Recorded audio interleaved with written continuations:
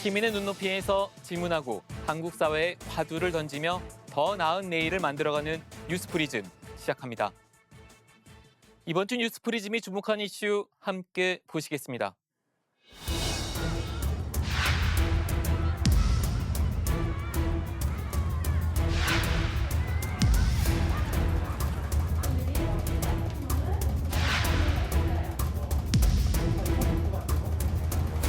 끼고 제일 큰 게 맞춤법, 그다음에 연산, 수학으로 보면은 더하기, 빼기, 나누기 이런 게 굉장히 저는 학력 차이가 전반적으로 많이 날 것 같더라고요. 부모 입장에서는 굉장히 많은 걱정과 우려가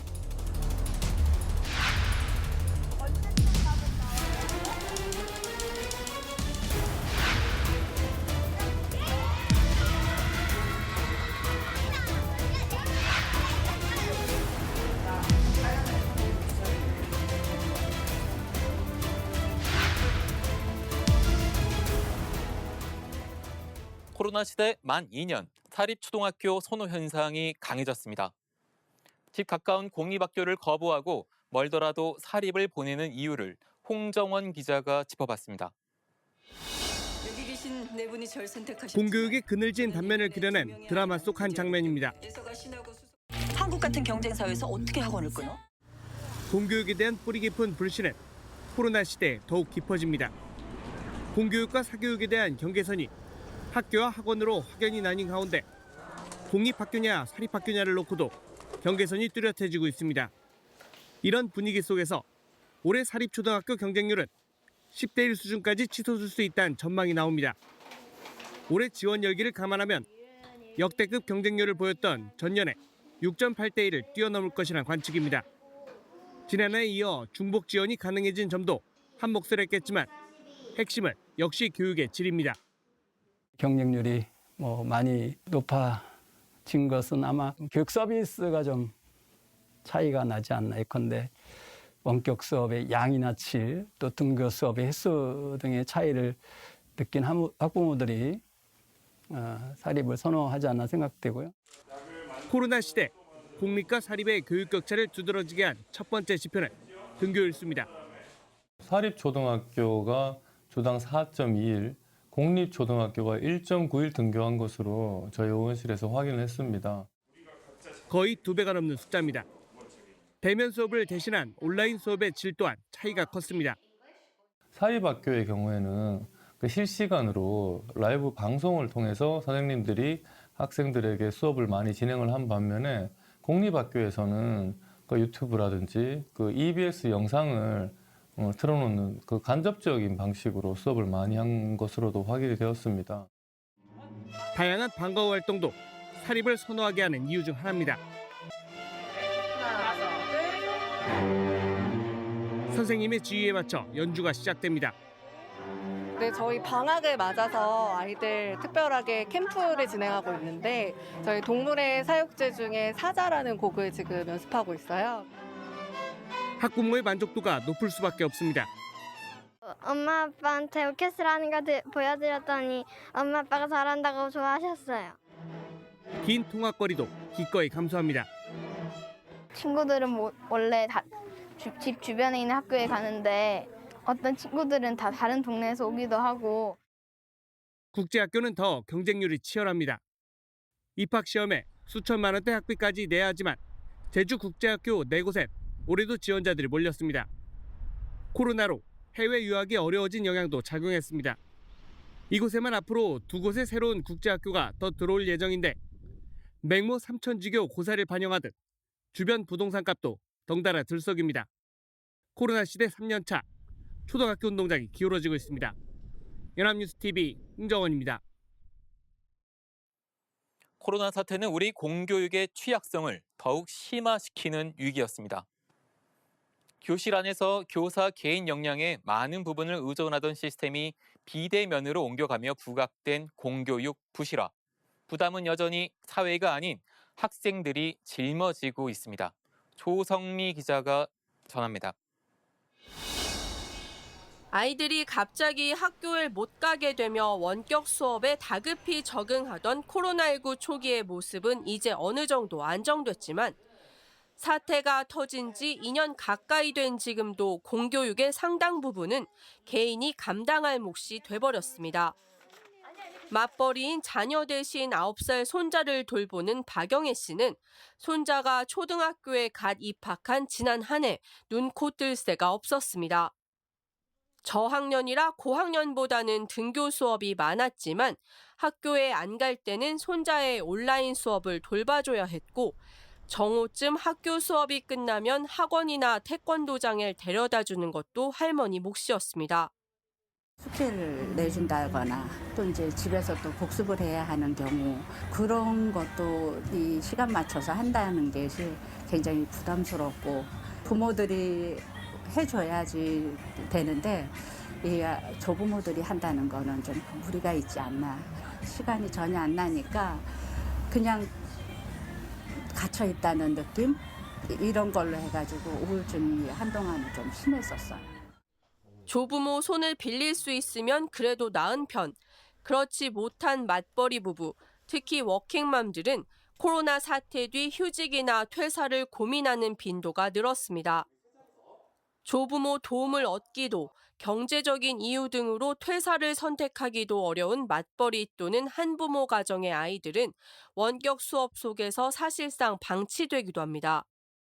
아이랑 통화가 되지 않거나 이랬을 때에 어떻게 이제 이 아이를 수업에 참여시키고 이 온라인 그 환경 내에서 적극적으로 참여하게 할지에 대해서 굉장히 많은 어려움을 겪었어요. 그리고 건강에 좋지 않은 음식들을 배달을 시켜 먹으려고 해요.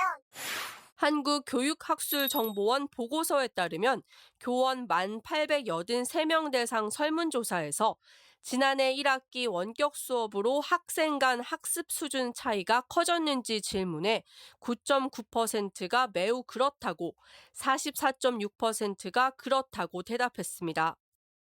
코로나 사태가 터진 후 학교 현장 수업 대신 원격 수업을 받은 18세 이하 중 60%는 수업이 효과적이지 않았다고 평가했는데 그 이후로 학교의 원격 수업 환경이 제대로 마련되지 않았다는 대답이 가장 많았고 수업 내용이나 구성이 충실하지 못하다, 학습 집중이 어렵다를 꼽았습니다. 각자 도생처럼 돼버린 교육 환경 속에서 수요자에게 만족을 주지 못하는 원격 공교육의 질은 사교육 의존도를 높였습니다. 사교육은 좀 더 많아진 것 같아요. 아무래도 온라인 클래스를 들으니까 학교에서 별로 배우는 공부 양이 별로 많지가 않아서 오히려 학원에서 더 많이 배우게 되는 것 같아요. 코로나발 공교육의 위기는 비단 학습에만 지장을 준 것이 아닙니다. 그럼 학교를 가는 게 더 좋아요? 네. 친구들이 있어서 좋아요. 친구들이 없으니까 혼자 먹는 게 많이 지루했어요. 친구들과 같이 교실에서 같이 먹고 싶어요. 학교가 가장 믿음직스러우니까. 연합뉴스TV 조성미입니다. 학습권, 기본적 인권 중의 하나로 교육받을 권리입니다. 독일에서는 코로나가 유럽을 덮친 2020년 봄, 음식점뿐만 아니라 학교 문을 허겁지겁 닫은 뒤 어린이, 청소년들의 학습권을 놓고 사회적 논의가 진행됐습니다. 팬데믹 시기에 등교를 못할 때 부작용은 무엇이고 다시 학교 문을 열기 위해 어떤 준비를 해야 하는가였습니다. 특히 정부와 교육계에선 온라인 등 비대면 수업을 할 경우 학력 격차가 더욱 벌어질 수밖에 없다는 경고음이 잇따라 나왔습니다.